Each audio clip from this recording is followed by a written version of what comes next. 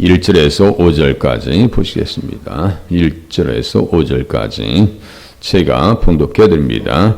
그때 백성들이 그들의 아내와 함께 크게 부르짖어 그들의 형제인 유다 사람들을 원망하는데 어떤 사람은 말하기를 우리와 우리 자녀가 많으니 양식을 얻어 먹고 살아야 하겠다 하고 어떤 사람은 말하기를 우리가 밭과 포도원과 집이라도 저당 잡히고 이 흉년에 곡식을 얻고자 하고 어떤 사람은 말하기를 우리는 밭과 포도원으로 돈을 빚내서 왕에게 세금을 바쳤도다.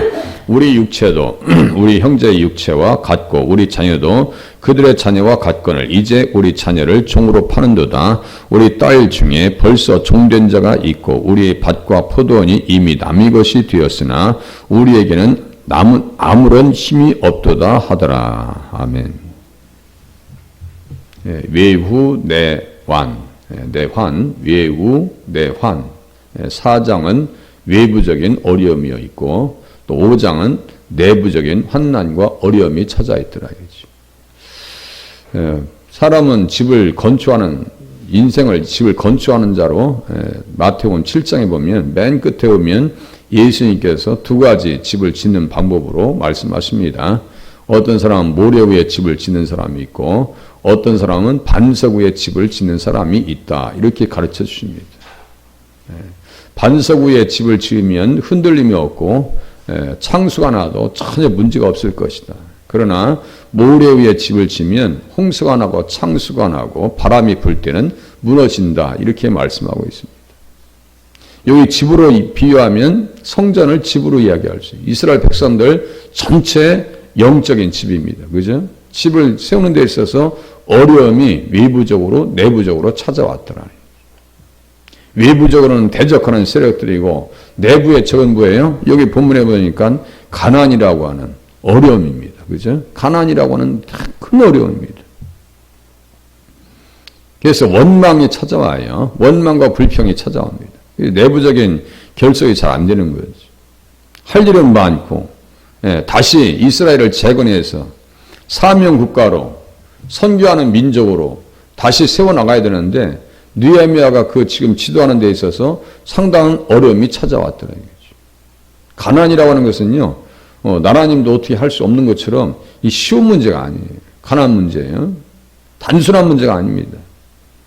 그래서 어떤 사람은 말하기를 우리와 우리 자녀가 많으니 양식을 얻어 먹고 살아야 하겠다 하고 어떤 사람은 말하기를 우리가 밭과 포도원과 집이라도 저당 잡히고 이 흉년에 곡식을 얻고자 하고 에스겔서 36장 우리가 찾아서 같이 말씀을 확인한 것과 같이 경작될 것이고 거기에는 기근이 없을 것이다. 풍족하게 될 것이다. 주님께서 약속의 말씀, 언약의 말씀을 하셨어요. 그러면은 이러한 험한 일은 당하지 않아야 되는데 이런 험한 일을 당한단 말이에요. 그것은 무엇으로 극복해야 된다는 말씀드렸어요? 믿음으로 기도로 극복하셔야 된다라고 말씀을 드렸어요. 다시 읽어드린다면 내가 너희를 모든 더러운 데에서 구원하고 곡식이 풍성하게 하여 기근이 너희에게 닥치지 아니하게 할 것입니다. 두 번이나 말씀하십니다. 그런데 이렇게 큰 기근이 찾아오고 어려움이 찾아오고 이중 삼중의 고통이 찾아오는 것은 그 어떻게 할 바가 없어요. 성경을요 육신으로 풀어가지고는 해석할 길이 없습니다. 육신으로 풀어버리면 안 돼요. 우리의 이성으로 풀어보려고 해도 안 됩니다. 우리의 경험을 가지고 성경을 해석하려고 해도 안 돼요. 하나님의 말씀을 잘 깊이 헤아리면서 이럴 경우는 어떻게 해야 되는가? 이럴 경우를 위해서 하나님께서 무슨 삶을 요구하셨는가에 대한 그 말씀들을 찾아서 이 공동체를 어떻게 세워나갈 것인가? 느헤미야가 그 해법을 제시한 대로 따라가면 됩니다. 느헤미야는 그 해결을 지금 6절 이에 해결법을 지시한다니까요. 기의 지도자고요. 우리가 말씀을 듣고 사는 것은 바로 그러한 모습입니다. 의인의 삶은요, 다른 삶이 아니에요. 어려운 사람들을 돌보는 것이 의인의 삶입니다. 에스겔서 18장에 또 그 내용이 또 써 있어요. 그러니까 다른 성경과 이 본문이 이렇게 견주어서 볼 때 이 문제를 어떻게 극복했는가? 아니 신약의 성도들은 어떻게 가난의 문제들을 극복해 나갔는가? 이 공동체는 어떻게 이 내부적인 문제들을 잘 해결해 나갔는가? 이 본문을 통해서 우리가 보면서 나도 그렇게 해야 되고 우리 교회도 그렇게 해야 되지 않겠는가라고 하는 답을 찾고 그렇게 살기 위해서 기도하고 몸부림치는 것이 기도의 내용입니다. 하나님의 뜻대로 살게 해달라고. 십자가를 지게 해달라고. 우리가 찬양 금방 했어요. 즐거운 마음으로, 그것도 기쁜 마음으로 십자가를 져야 되는데 우리는요 십자가를 되게 부담스러워합니다. 부담스러워한다니까요. 신약의 성도들은 어떻게 문제들을 해결했는데요. 사도들이 큰 권능으로 주 예수의 부활을 증언하니 무리가 큰 은혜를 받았더라. 은혜를 받았어요. 이 사람들도 은혜 받았으니까 지금 돌아온 거 아니에요. 구속하시는 은혜, 회복하게 해주시는 은혜, 다시 너희들 땅으로 고토로 돌아가게 할 거야. 그것을 에덴 동산 같게 만들어 줄 거야. 거기에서 절기를 지킬 거라니까. 그 말씀에 대한 원대한 소망을 가지고 돌아왔어요. 그런데 돌아와서 보니 먹을 것도 없고 세금 낼 것도 없고 저당 잡혀야 되고 자식들이 많아가지고 먹고 살 것이 없는 거예요. 신약 시대의 교회는 그런 문제들을 어떻게 해결했는가? 은혜를 받았어요. 회복됐어요. 하나님 앞에 살 수 있는 길이 열렸어요. 예배생활을 할 수 있게 되었어요. 큰 은혜를 받습니다. 그 중에 가난한 사람이 없으니 이렇게 나온다고요. 가난한 사람, 가난을 해결했대요. 신약의 교회는 가난한 사람이 없으니 이는 밭과 집 있는 자는 팔아 그 판 것의 값을 가져다가 사도들의 발 앞에 두었다. 이거 보고 말이죠. 스탈린이나 김일성이가 공산주의 만든 거예요. 이게. 예? 잘못 본 거예요. 그러니까 하나님을 인정하고 하나의 시스템을 만들어야 되는데 하나님을 거부하고 만드니까 그 사회가 무너지는 거예요. 아주 이념적으로는요 대단히 좋은 이념, 같이 잘 먹고 잘 살자는데 누가 싫어할 사람이 있겠어요. 6.25 동란 전에 이 땅에 공산당에 가입한 사람들이 엄청 많았습니다. 모르니까 대부분 사람들이 어렵게 살고 없이 살고 그야말로 지주 밑에서 신임했던 사람들이에요. 그 저 같아도요 그 말을 들으면 야 우리가 유무상통하고 그냥 같이 잘 먹고 잘 사는 나라를 세우자고. 그럼 저라도요 아마 공산주의 그 당시에 또 한국의 문맹률이 대단했었어요. 제가 듣기로는 80% 정도 돼요. 그러면 시골에서 농사하시는 분들이 뭘 알아요? 문서 놓고 사인만 하면 된다고. 그래서 공산당에 가입한 사람들이 한두 사람이 아니라고요. 실수한 게 뭐예요? 하나님을 거부한 거예요. 그러니까 안 되는 거예요. 하나님을 대적하는데 주체사상 가지고 어떻게 나라를 세워요? 무너져야 또 맞습니다. 하나님을 대적하는데 어떻게 잘 될 수가 있겠어요? 무너져야 돼요. 무너져야 돼요. 그죠? 우리 가끔 기도할 때 주체사상이 십자가 앞에 무릎 꿇게 해달라고 기도하잖아요. 이슬람이 이 땅에서 정착해서도 안 되고, 그죠? 동성애자들이 이 땅에서 창궐해도 안 되는 거예요. 이번에 서울에 키어 축제 반대했다는 거예요. 허락 안 했대요. 그 잘한 거예요. 엉덩이 들이 내놓고 그냥 흔들고 돌아다니고, 아이고 참말로 정말. 제가 축제 현장 가봅니다. 가서 반대 집회 했다 했죠? 세상에 온 머리를 칼라로 물들이지 않나. 여기에다 이렇게 쇠사슬 달고 이렇게 밑에까지 들고, 아이 볼상사 나와서 말이죠. 그거 딱 눈을 부딪혀요. 저는 반대 집회하는 쪽에 있으니까 그쪽은 키어 축제하는 사람들 아니에요. 이렇게 눈을 부딪히면요 증오의 눈빛으로 저를 쳐다봅니다. 경찰관들이 없으면요 싸움나게 생겼어요. 그런데 반대하는 집회 사람들은 2,000명, 3,000명 막 거의 됩니다. 그런데 키어 축제 온 사람들 보면요 하도 반대를 하니까 200명이나 300명도 안 돼요. 그런데 그쪽으로 여론은 그쪽 편이에요. 그러니까 누가 여론을 믿냐고요. 와서 MBC도 다 찍었어요. 그런데 제가 자세히 봤어요. 세상에 뭐 반대하는 집회는 나오지도 않아. 일부러 앞에 사회하는 사람이 기자님들 다 여기 정확하게 여기 집회하는 현장을 찍어주라고. 자, 우리 피켓을 들고 있겠습니다. 찍어주세요. 안 찍어요. 찍긴 찍었어. 근데 내보내지는 않아요. 그게 문제예요. 네. 자, 하나님을 대적하는 사상과 행위가 있으면요 그것을 바꿔달라고 기도하셔야 돼요. 누가 그랬어요? 느헤미야는 이 판을 바꿔버립니다. 상황을 바꿔버려요. 신약시대 교회가 건강하니까 뭐예요? 가난한 자들을 다 없애버립니다. 가난함을 극복한다고요. 가난한 자가 없으니 이는 밭과 집 있는 자는 팔아 그 판 것에 값을 가져다가 사도들의 발 앞에 두매 그들이 각 사람의 필요를 따라 나누어 줌이라. 얼마나 고마웠겠어요. 가진 사람들은 어떻게 할 수 있었던 거예요? 그것을 내놓을 수 있는 강력한 은혜를 받은 거예요. 그죠? 그게 성령 충만이에요. 은혜 충만이에요. 그게 베풀 수 있는 것이 은혜로운 거예요. 이게 잘 안 돼서 그렇죠. 그 시대의 교회와 이 시대의 교회를 비교해 보면 우리는 그 시대의 교회를 사모하고 동경합니다. 왜요? 그렇게 하지 못했기 때문에. 다 나눠줍니다.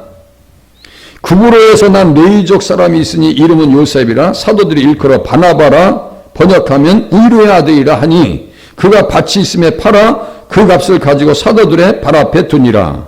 아니 세상에 이 사람 이름이 뭐예요? 바나바래. 무슨 뜻이에요? 의로의 아들이라. 누구를 의로했을까요? 가난한 사람들을 의로하고 없는 사람을 의로하고 못 입는 사람들을 의로하고. 조선시대만 해도요. 집에 이불이 없어가지고 볕단을 덮고 살았다니까요. 한국 사람들이. 우리나라 보릿고개 넘어간 거 그리 멀지 않습니다. 에스겔이 얘기해요. 정말 의인의 삶은 뭔지 아냐면서. 의인의 삶은 뭐냐. 이 시대에 지금 그리스도의 의가 정착되지 않았어요? 하나님의 의가 구현되지 않았다고요. 구현되지 않으니까 어떻게 되냐면 이 시스템이 이렇게 막 불안한 거예요. 사회 이 제도 자체가 불안정한 거예요. 계층 간의 갈등이 있고, 그죠? 있는 자를 증오하고, 가끔 증오 범죄들 있죠? 증오 범죄들 있어요. 있는 사람에 대한 그 증오 범죄. 그게 누구였어요? 지존파잖아요. 지존파. 김현양인가 해가지고, 나중에 죽을 때는요, 우리를 잡아주셔서 감사합니다. 이 죄를 정지시켜 주셔서 감사합니다. 그리고 예수 믿게 해주셔서 감사합니다. 하고 사형당합니다. 그 사람들은 다른 게 아니에요. 좋은 차 타고 왔다고. 그 사람이 무슨 죄가 있어요? 중소기업 사장님이요. 비참하게 죽여서 인증을 먹습니다. 그 사람들 잡혔을 때 우리가 추석 때 봤어요. 저는 그 눈빛 보고요. 야, 사람이 저렇게 살기가 있을 수 있을까? 눈이 해서 말이죠. 불이 나와요. 자, 지금도 그거 잊지를 못해요. 제가 그때 개척교회 할 때인가 그래요. 세상에 어떻게 눈에서 불이 나오냐고요. 살기가 넘치는 눈 있죠? 증오 범죄입니다. 그렇게 성실하고 직장을 사업을 잘 운영했던 중소기업 사장님이 그들에게 희생당할 이유가 어디에 있어요? 그분들은 열심히 산 죄밖에 없어요. 그런데 사회가 안전하지 못하니까 가난한 사람들이 소외되고 그래서 어려서부터 학대당하는 아이들이요. 사회의 암적인 보면 장기적으로 보면 불안의 요소가 된단 말이에요. 그러니까 아이들을 잘 키워줘야 되는 거예요. 키울 자격이 없으면 복지시설에 갖다 주면 될 거 아니에요. 왜 아이들을 학대하냔 말이에요. 정서적으로. 네? 지금은 막 데리고 갑니다. 복지시설에 그 신고만 들어가잖아요. 그냥 데리고 가버립니다. 주변에 그런 분이 있었어요. 다 뺏기더라고, 자식을. 때려가지고. 예. 가정동에 제가 살 때, 못 살면 복지시설에 애를 맡기면 될 거 아니에요. 그런데 자기가 못 살겠다. 아파트에 사는 사람이 그것도 5층인가에서 애들 둘이 이렇게 끌어안고 떨어져 죽습니다. 살 길이 없다 이거예요. 못 살겠다 이거예요. 본인만 죽던가. 그런데 아이들을 말이죠. 이렇게 양쪽. 엄마 나 무서워 살고 싶었는데 그 아이들을 끌어안고 왜 같이 뛰어내리냔 말이에요. 그게 보통 죄인지 아십니까? 지금 이 상황이 어떤 사람이에요? 예? 아이들을 지금 우리 육체도 우리 형제의 육체와 같고 우리 자녀도 그들의 자녀와 같거늘 5절 보세요. 이제 우리의 자녀를 종으로 파는도다. 우리 딸 중에 벌써 종된 자가 있고 우리의 밭과 우리 포도원이 이미 남의 것이 되었으나 우리에게는 아무런 힘이 없도다 하더라래. 아주 오래된 영화 같은 경우 보면요. 그 딸들을 말이에요. 섬에 보리꽃 한 마리인가? 이거 아주 팔더라니까요. 우리나라도 있었어요. 가난이라는 것이 이렇게 무서운 거예요. 그래서 의인들에게는 가난한 자들을 우위에 주라고 하는 하나님의 법이 있어요. 한부 저당부를 잡지 말고 저녁 되면 갖다 주라고. 그 사람들이 억울해서 하나님 앞에 간구하면 내 그 기도를 들어줄 거야 라고 주님께서 말씀하십니다. 내일쯤 보면 더 맞겠네요. 의인의 삶은 가난한 자를 학대한다는 것은요, 하나님께서 얼마나 싫어하시는지 몰라요. 무시하는 것도 속으로도 무시하면 안 됩니다. 없는 사람을 속으로 무시해도 안 돼요. 아모스에 그 내용이 써 있고요. 에스겔서 18장에 또 써 있습니다. 어떤 사람이 의인인가. 그렇게 하고 마지막 때 예수님 심판하실 때 의인과 악인을 이렇게 갈라놓잖아요. 염소와 양을 갈라놓잖아요. 의인들은 뭐예요? 가난한 자들을 위해서, 소자 하나를 위해서 위해주는 그러한 모습이 있었다. 이게. 그 말씀의 기준으로 볼 때 저도 의인이 아니에요. 자격이 안 돼요. 지극히 작은 자 하나에게 한 것이 곧 내게 한 것이요. 잘 생각해봐. 그럼 우리 기준으로 볼 때 나만 잘 먹고 잘 살아야 되냐 이거예요. 예? 그렇게 보면은 아직도 예수님의 의를 선물 받아가지고 의를 이루기까지 내가 더 정말 몸부림쳐야 되겠구나 라고 하는 생각 외에는요 할 것이 없어요. 하나 의인 되게 해주세요. 의인의 삶을 살게 해주세요. 에스겔서 18장 여기 보세요. 에스겔서 또 뒤쪽 보세요. 시 잠전 아사렘 에겔 이렇게 써있죠. 에스겔서 18장 의인이 어떤 삶인지 보세요. 18장 에스겔은 참 우리에게 주는 메시지가 많습니다. 네, 울림소리가 커요. 에스겔서 18장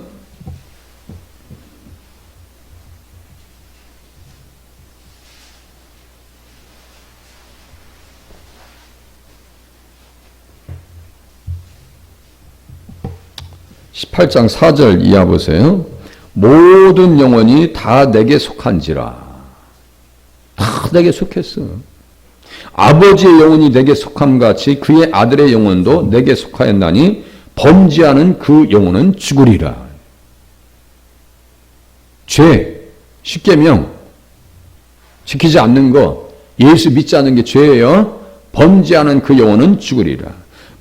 사람이 만일 의로워서 정의와 공의를 따라 행하며 산 위에서 재물 먹지 아니하며 이스라엘 족속의 우상에게 눈을 들지 아니하며 이웃의 아내를 더럽히지 아니하며 월경 중에 있는 여인을 가까이 하지 아니하며 사람을 학대하지 아니하며 빚진 자의 저당물을 돌려주며 강탈하지 아니하며 줄인 자에게 음식물을 주며 벗은 자에게 옷을 입히며. 선한 사마리아 사람 아니에요? 선한 사마리아 사람은 누구에 대한 이야기라 했어요? 제가 누가복음 10장 예수님이 당신에 대한 이야기예요.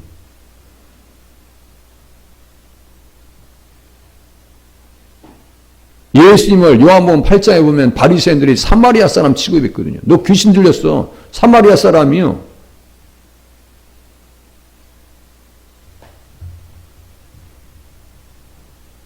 별일을 위하여 꾸지 아니하며 이자놀이 하지 말라고요. 이스라엘 백성들 가운데 서로가 돈을 빌려줄 때는 이자를 받았어요? 안 받았어요? 받지 못하게 했어요. 하나님께서. 이자놀이 하지 마. 그 지금도 유대인들은 이자를 안 받습니다. 자기들끼리는. 별일을 위하여 꾸지 아니하며 이자를 받지 아니하며 스스로 손을 금하여 죄를 짓지 아니하며 사람과 사람 사이에 진실하게 판단하며 내 율례를 따르며 내 규례를 지켜 진실하게 행할진대 그는 의인이니 반드시 살리라 주 여호와의 말씀이니라. 그죠? 의인의 삶은 여기 바로 이런 삶이에요. 그러니까 뭐예요? 우리가 기도가 얼마나 깊이 들어가야 될 줄 아시겠죠? 기도를 깊이 들어간다는 것은요, 우리가 무슨 신비한 세계 바라보는 게 아니에요. 예? 막 무슨 자기 막 스스로 막 그냥 감흥이 돼가지고 거기에 취해가지고 있는 게 그 기도 깊이 들어가는 게 아니에요. 기도를 깊이 한다는 것은 하나님의 말씀 앞에 붙들려 살아가는 것이 기도 깊이 하는 거예요. 자기가 잘못이 무엇인지를 알고요. 제가 철들려고 그러는지 몰라도 자꾸 우리 집사람한테 못한 것만 여기서 자꾸 생각이 나요. 옛날에 내가 못해준 것만 생각나. 참 그거 참 이제 철들려고 그러는지. 미안한 마음밖에 안 드는 거예요. 갈수록 이제 잘해줘야 되겠다는 생각이 이제 철들었는가 봐요. 이런 거에 우리가 기도할 때 누구에게 미안한 거 있으면 마음속에 기도하면서 고쳐나가고 말이에요. 그래요?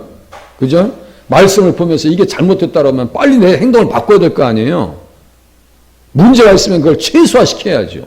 느헤미야는 이 문제가 드러났는데 그것을 방치하지 않습니다. 막 책망합니다. 그냥 내일부터는 막 매섭게 책망합니다. 어떻게 그렇게 할 수 있냐고.